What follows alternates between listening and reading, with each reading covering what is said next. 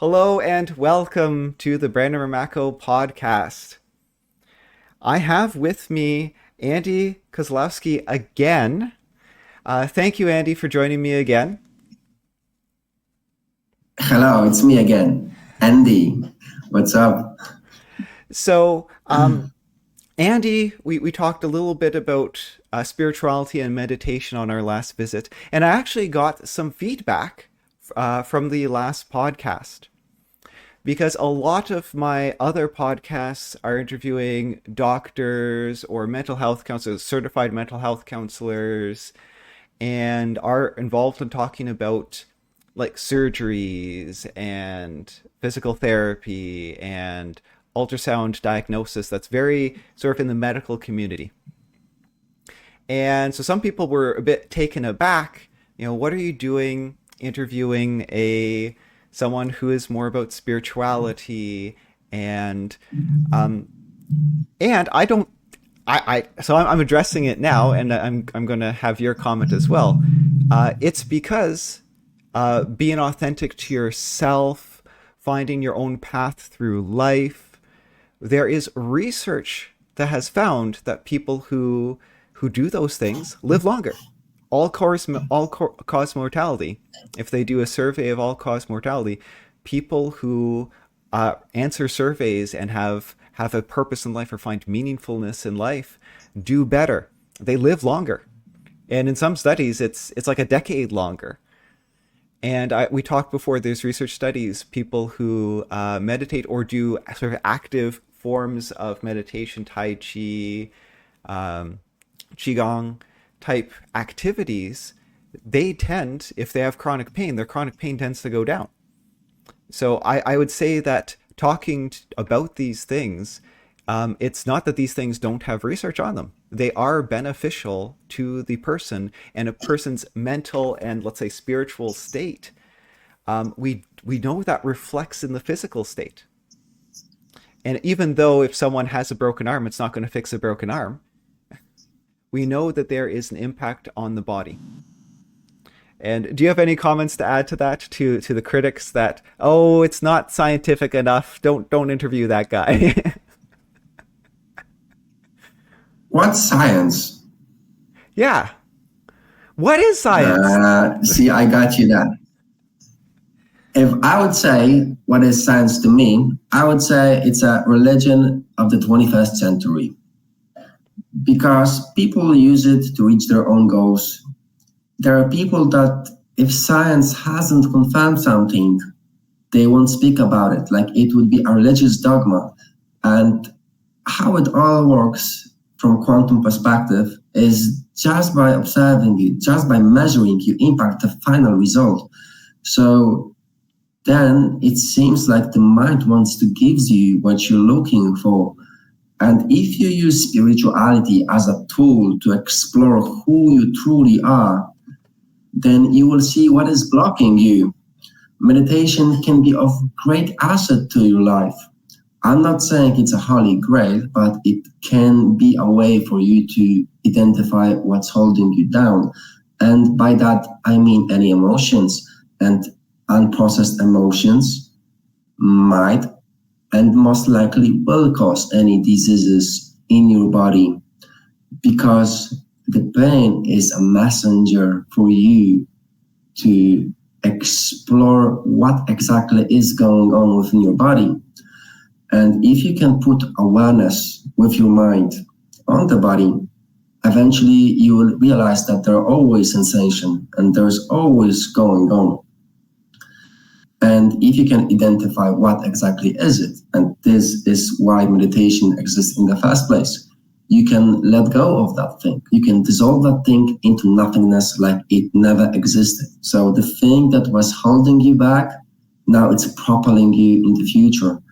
And that is a very common thing, that people glorify what is killing them because they are afraid to face their demons, to face the musics. They are afraid to check what's underneath the bed in the night.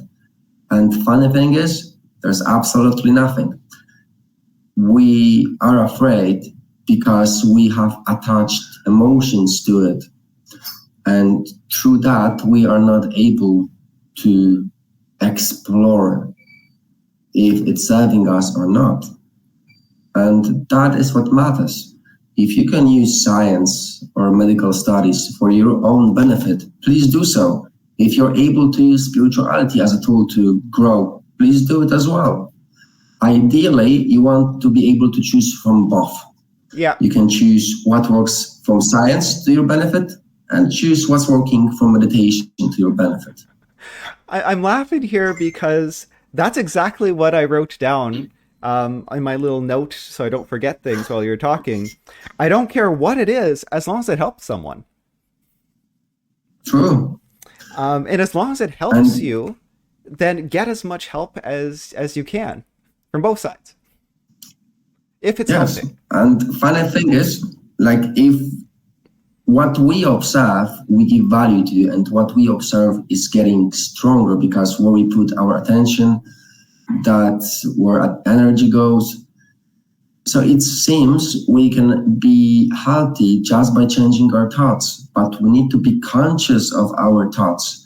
If that step is lacking, or you don't have faith in yourself, faith in the process, I don't think either spirituality or science can help you. It all starts within. And if you have faith in yourself that you can be healthy again, the tools will find you, because that's the mind, that's the future that the mind is creating for you. So I have something else I want to talk about, that I've turned down at least a half dozen people who wanted to be on the podcast because there was too much what I would call pseudoscience. And it irks me when people use science. So people do use science incorrectly, like a poorly conducted study, or they ignore all the other studies. They just pick one and latch onto it. And it's like dogma, it's like religion, and they sort of have their blinders on. But as I was a physicist before, taught physics, there's people who use physics terms improperly, and that irks me. So I sometimes stay away from those people. And there's others that sort of, again, blur the line in such a way. For example, Reiki. I'm sure you're familiar with Reiki, energy healing, magnetic healing. And I'm not as much a fan of some of the Reiki practitioners, because Reiki can be useful. Some people get a benefit from it. You could argue it's 100% the placebo effect. They don't touch the body. And I don't think it's as good as meditation because it's external. Someone else is doing it to you. They're not touching your body, and someone else is doing it to you. If you're not... Like, whereas meditation is more internal, you're reflecting on your body, you're visualizing your body, you're working on yourself, whereas Reiki is this other person working on you. And I don't think it is as effective. Like, so Reiki practitioners are another people that I won't promote necessarily because I think it's not as good as meditation or even acupuncture and things like that because it's so external. Mm-hmm. What's your opinion on Reiki or energy healing? Very simple. If you believe you're right, you're right. But if you believe you're wrong, you're also right. And the truth is, life is always changing. And in fact, you might someday in the future met a person that is a Reiki master that is beneficial to what he does, because energy, what humans create, is mostly from the electrical charge or chemical charge caused by the emotion. And even at this day, the science haven't found explanation for many things. And if someone is able to channel their own electricity to other people's bodies, and if that person has been a master, wouldn't that be beneficial? I'm not saying it's good. I'm not saying it's wrong either. I'm saying go test it on yourself, see if it helps you. And if that placebo effect, the thing with placebo effect is if something is beneficial, it will be amplified by placebo effect. But if something is truly working, then the placebo effect will not only amplify that, but cause the snowball effect, because you see it's working, you believe in the process even more, you believe in it more, so you do it more, and eventually your disease, your issue is long forgotten, like it happened to a different person. So your answer sort of aligns with what you said before. If it helps you, it helps you. Who cares why it helps you? We don't know why it helps you. If it helps someone, it helps someone. Why would there be a need to understand everything? Like, if you would be playing a game, would it give you any joy to know all the answers? Yeah, yeah. And this is what's great about having you on, and not just people with doctorates and medical doctors and surgeons, because it's good to hear answers like that. Why do we need to know exactly how something works if it's helping? Why? Why waste brain power on something like that? Well, the good question is, what emotion does it serve you? What emotion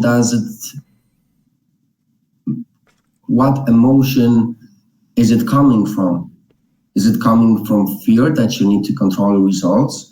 Is it coming from lack, that you're not good enough and you need to understand everything before you put it to the world? Or do you truly trust yourself and you just want to be better? So spirituality, science, tools you're that can wise be used beyond differently. your years. Thank you. I'd expect you to have gray hair to be saying stuff like this. But what you touched on, which is something I've touched on with a few guests before, cognitive behavioral therapy, just addressing, are those thoughts beneficial or not? And if they're not beneficial, don't have them. Why do things that are bad for you? If they're leading to bad emotions and bad physical outcomes and bad actions, don't have those thoughts.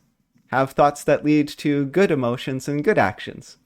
And get in a positive cycle of positive reinforcement.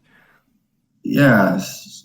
The problem is we do not control our mind at all. It seems that the mind is controlling us, and we don't even see those thoughts that are limiting us. And that is the problem, because once you start thinking about something, given time, you would be speaking about it and you would be doing that thing. And all things are followed by emotions, which release chemicals to the body. So the body sooner or later will be addicted to those chemicals. So it's no longer your mind. It's the body that is pushing you to those same thoughts and same experiences. And you've touched on another key point. It isn't as simple as I just mentioned, that you think a thought and then you're like, no, I'm not going to think that thought. Because so much of it is simple, but it's not easy. Yes. For some people, for some things, it sometimes is that easy. You look at the world in a different way. You sometimes have a conversation with a deep thinker, a philosopher, and it changes your view of the world. And all of a sudden, the way you feel is different. The way you see things is different. And it's made some sort of subconscious change into the machinery, the programming of your brain, because how you think is subconscious. And so you can think certain things, and sometimes that changes the machinery or the code. Sometimes it does, sometimes it doesn't. Sometimes you have to really work on it.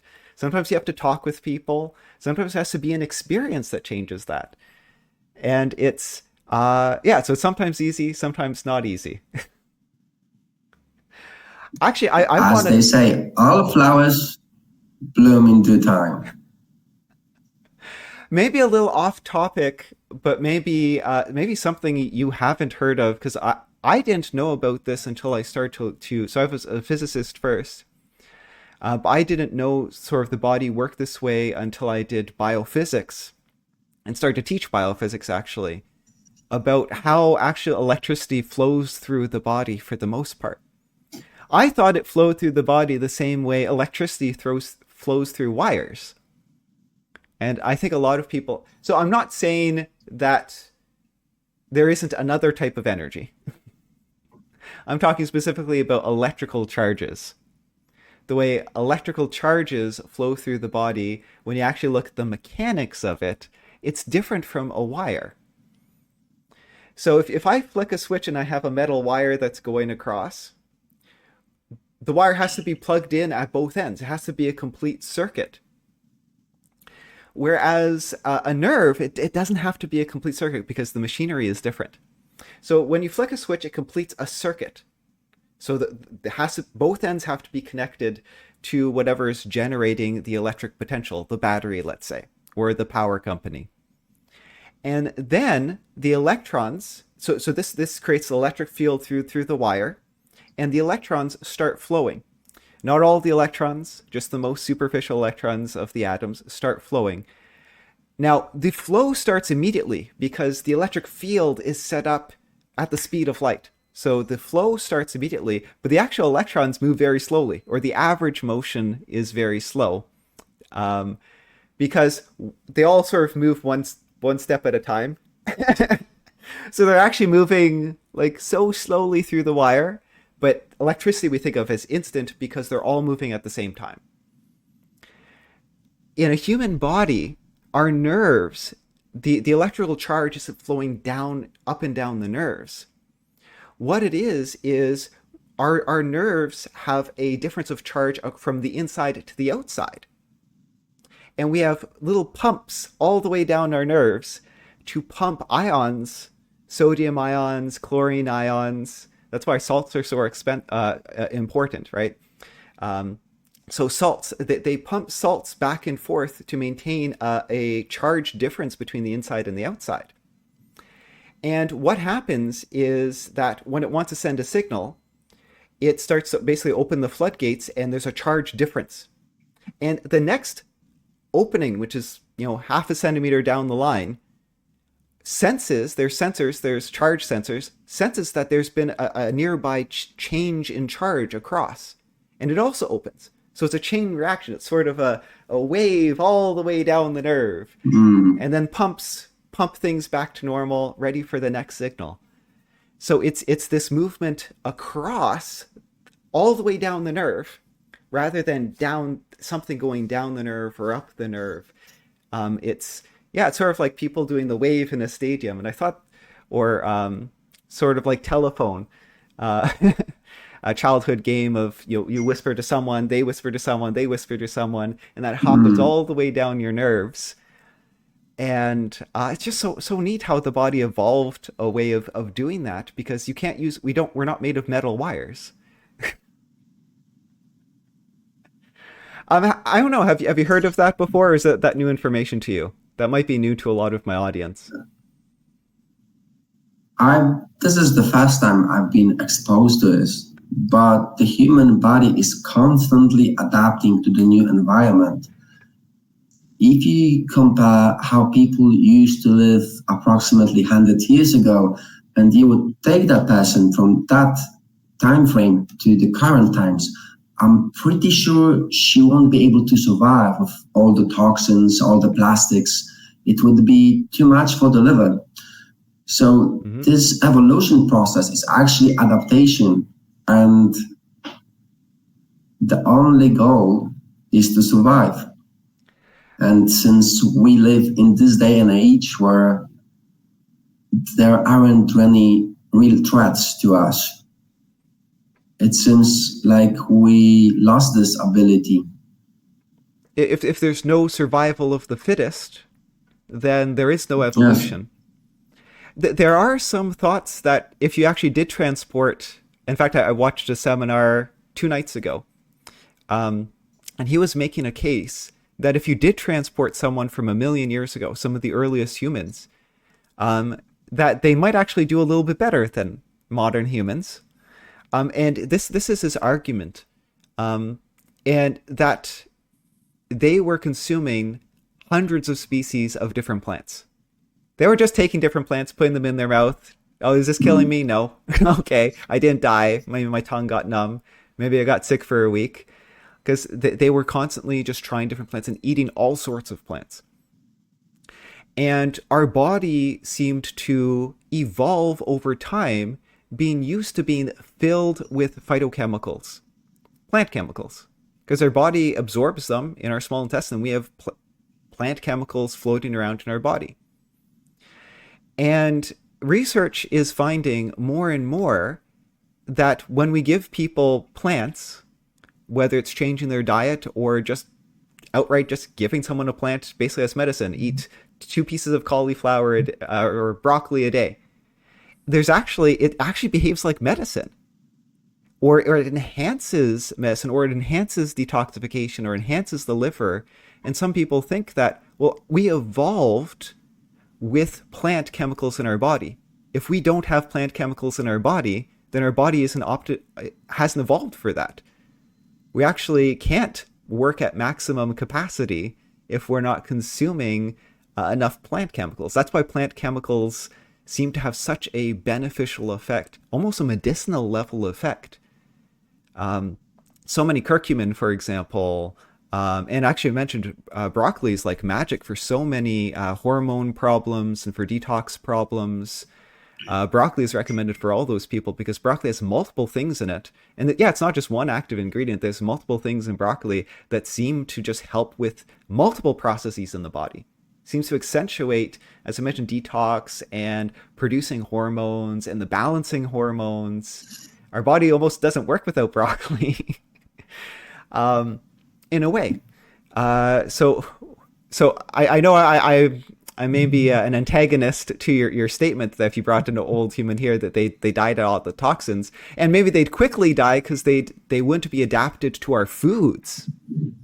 But if they were still full of their plant chemicals, they'd at least feel better than us for the first little bit. And then they'd get sick and die from our new diseases, from the evolution of our mold-filled buildings, all the air toxins. And our food is practically toxic. And debatably, it is toxic, full of pesticides. And he'd probably die from that right away. Yeah. I met a person recently. He was 58 years old. He only eats plant-based diet. Pretty much a lot of what he eats is raw, and he looks like 24. Research across the board, research suggests that plant-based diets are better in every way. It doesn't matter whether it's the Mediterranean diet. It doesn't matter what diet is. The more plants in it, it seems, the better the outcome. So lifestyle medicine, which is a medical specialty, their statement is we recommend plant-based diets for everybody. Doesn't have to be 100% plants, but the more plants you jam in there, the better the outcome. The longer people live, the higher satisfaction with life, the better shape they're in. Arguably, the younger their body feels. So, plant-based living. Now, that leads to actually my first question. My goodness, we're 20 minutes in, and I'm getting to my first question that I've written down for you. My first question is, you've done so much research, and I often like to ask experts in their field how they manage their own life. Like, what are decisions that they make in their own life? So how does an expert with you, what do you do on a daily basis? What do you do if you've had a particularly bad day? What helps you get out of that mindset of the bad day mindset, or how do you survive? Sorry if that's a bit of a vague question, but in terms of meditation, in terms of your own thoughts, how do you manage things? If you look outside the window, everything is constantly changing. One day it's raining, the other day it's sunny. And this is nature teaching us that we shouldn't be rigid with our beliefs and routines as well. If you observe what's rigid in this body, it's the dead bodies.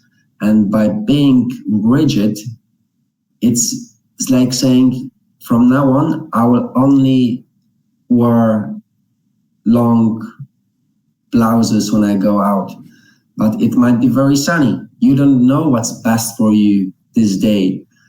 It's beneficial to keep practicing one exercise for a week and then change it to another exercise. Ideally, you don't want to do the same exercise for longer than 28 days.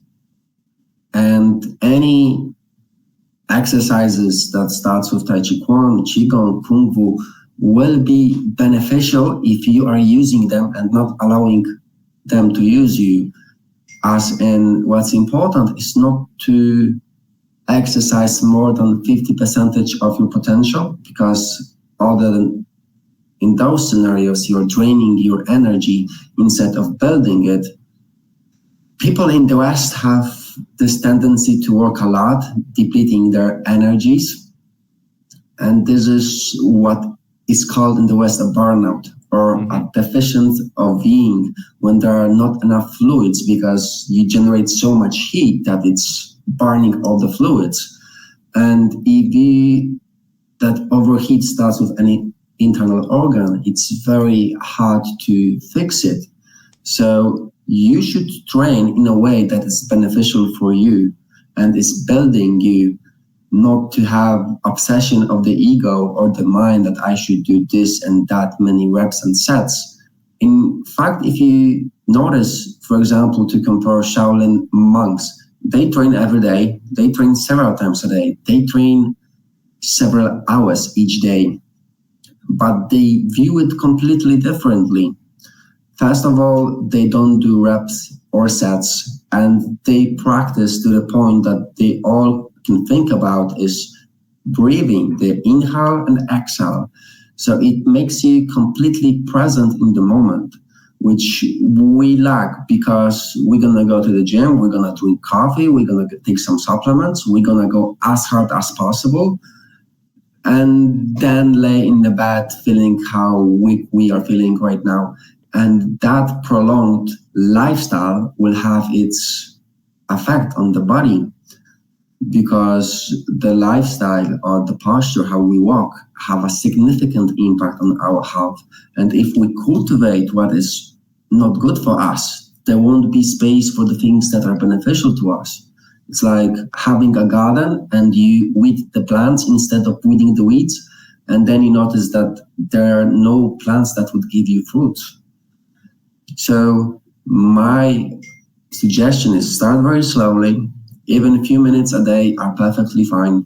Ideally, you could even do it a few times a day, maybe even 5 times a day, but start slowly, never exert yourself. Allow the movement to build you, not deplete you. And that's a good start.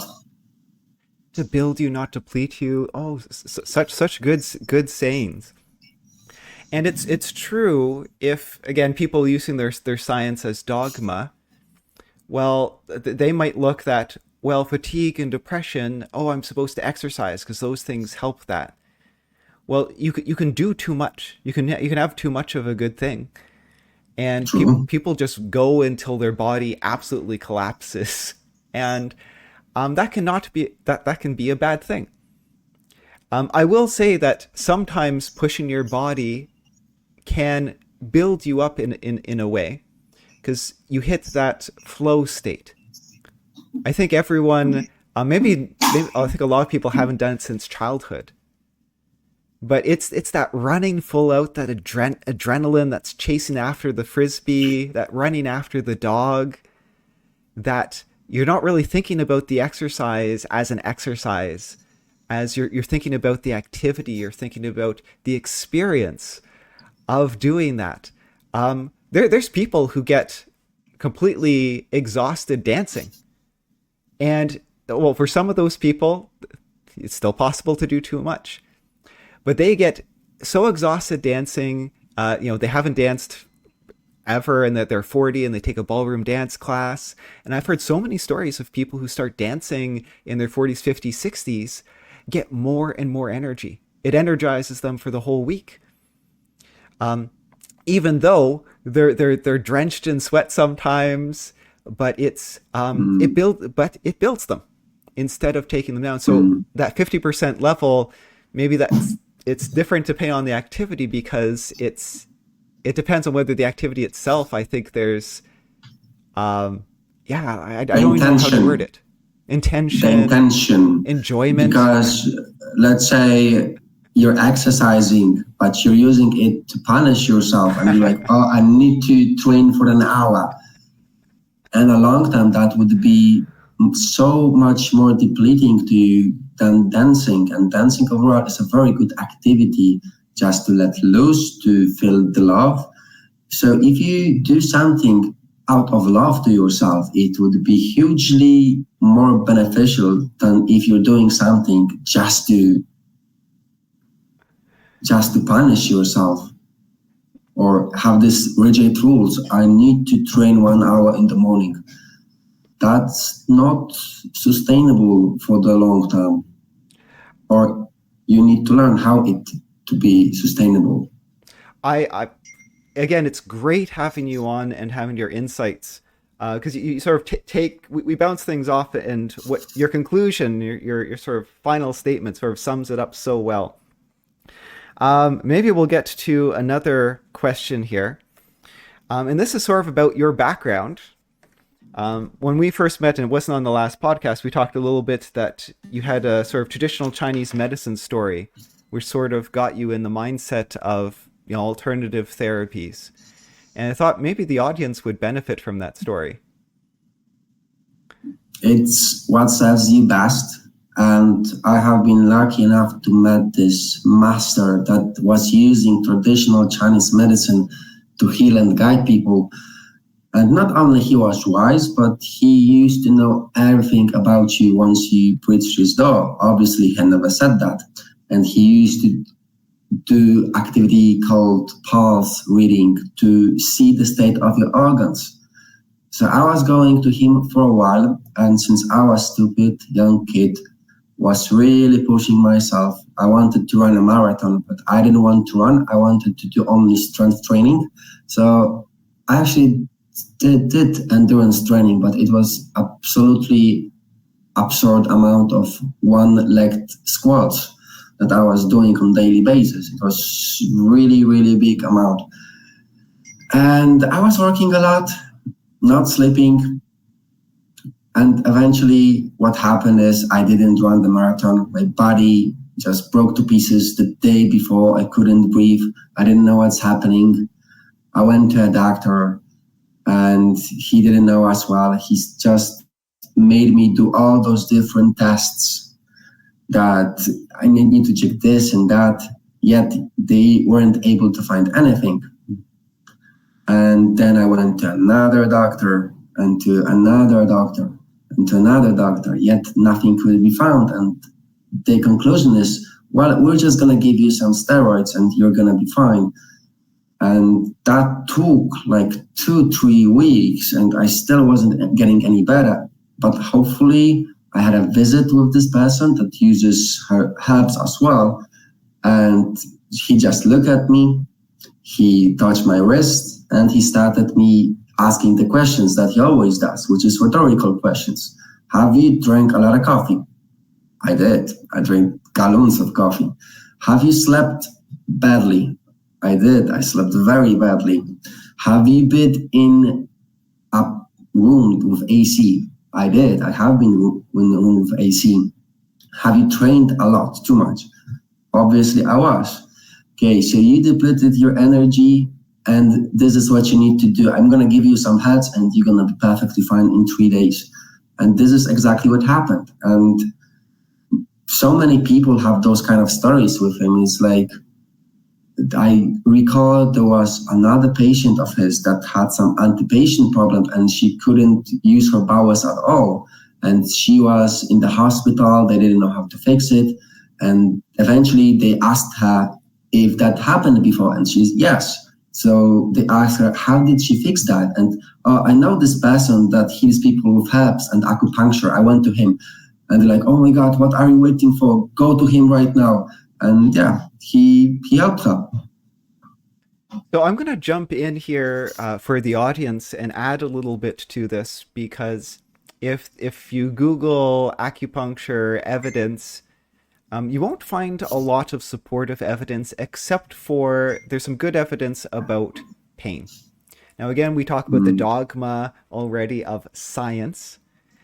They don't really consider, science doesn't consider a lot of the studies involving acupuncture accurate or good science, because there isn't a good placebo. Like, how do you think you got a needle put in your arm, but you didn't actually get a needle put in your arm? And it costs money, and drug companies will spend all the money to do their drug studies, but no one wants to spend the money to do a high quality research study on acupuncture for fertility, for example. Because it's free. Yeah. And not only that, the acupuncture is a hard art to study, because if you take one meridian, for example, like bladder, which starts at the small finger in your foot, it goes back your leg, back of your back of your head, eventually it finishes here. So if you just move that blood, energy, electricity, however you wish to call it, from one point to another, it doesn't mean the issue is solved. It just means that this energy will be stuck in this point now. Oh my goodness. I don't want to get to the whole, I could talk half an hour about this. The audience might not know this, but I was trained in traditional Chinese medicine. And at one point I had every acupuncture point memorized, and the purposes of most of them. Yeah, and you can have qi stagnation, blood stagnation, and using pulse diagnosis, tongue diagnosis, and of course a really thorough history of what's going on with the patient. You can come up with a traditional Chinese medicine diagnosis and then a prescription plan. One thing I'll say about muscle pain and tendon pain is there is actually a ton of research on acupuncture, but the research studies don't say acupuncture on it because physiotherapists did the needling, or a chiropractor did the needling, or a medical doctor did the needling. They have found in study after study after study that if you needle trigger points, muscle knots, those muscle knots will become smaller and less painful. If you take needles and put them into tight muscles, the muscles will relax. If you put it into a tendon, the tendon will start to heal. Corticosteroids, you mentioned corticosteroids, steroid injections. I hate steroids for tendon problems, muscle and tendon problems. And a good physician nowadays will not use corticosteroids if they're up on their quote-unquote science, because it actually harms the tendons. It is harmful for tendons. It is not curative. It has a slight pain relieving effect, possibly at most, and actually causes damage. So now if someone's in so much pain, you could still argue, well, it's a pain reliever, let's use a little bit. But they go head to head, putting a needle in a tendon or giving a corticosteroid injection or PRP injection. And they find that, in fact, a lot of people call it poor man's PRP, because it works very similarly to PRP, and it works better than corticosteroid injections. Just putting a needle in the tendon, or putting a needle in the muscle if it's a muscle problem. And acupuncturists, now if you do a superficial view of traditional Chinese medicine, maybe not even that superficial, obviously there is an obsession with the meridians, because you want to look at the flow of energy. But if you look at traditional Chinese medicine, they acknowledge all the muscles, of course, they acknowledge all the tendons, they acknowledge all the bones, and they do put needles there as well. They have their own sort of sets of paths for muscles as well. And so treating a muscle or tendon problem, I worked with this master acupuncturist. She's a doctor of traditional Chinese medicine. And yeah, of course, she worked on the meridians, and maybe she puts, a couple needles in the ear, maybe in the forehead for, a foot problem or ankle problem. But then she also looked at, okay, what tissues are damaged and how can I fix this, with the needle, with the tissues. So I want to jump in with that because for those people who need the science, there's a lot of science for acupuncture or needle use with musculoskeletal problems. Again, it's not going to fix a broken bone, but it can help so much in having, and again, if it helps. I often tell people, I have some people that I was really struggling to help, and I was having trouble getting to the diagnosis. And I was like, you know what? Go see the mental health counselor, go see the acupuncturist, because we need help. I'm not solving on my own, and I'm not going to let you, just meander through life. I'm not going to stand for someone not getting better. However I can get someone better, I'd do anything, and I will send someone anywhere to get someone better. So yeah, I loved working actually with a mental health counselor who is also a hypnotist um, and a really good acupuncturist, a traditional Chinese medicine doctor, because we could all work in conjunction together to get someone better. Yes, work in synergy, but it all starts with being able to identify what exactly is wrong with the client or the customer, or however you name it. The patient. The patient, exactly. Thank you so much for coming in. Do you have any final message for our audience? Relax, take it easy, don't overtrain yourself. Be who you are. And that means stop fighting with your thoughts or emotions so the universe can stop fighting with you. That's a great message. So thank you again. Thank you, audience. Goodbye, all. Cheers. Bye-bye.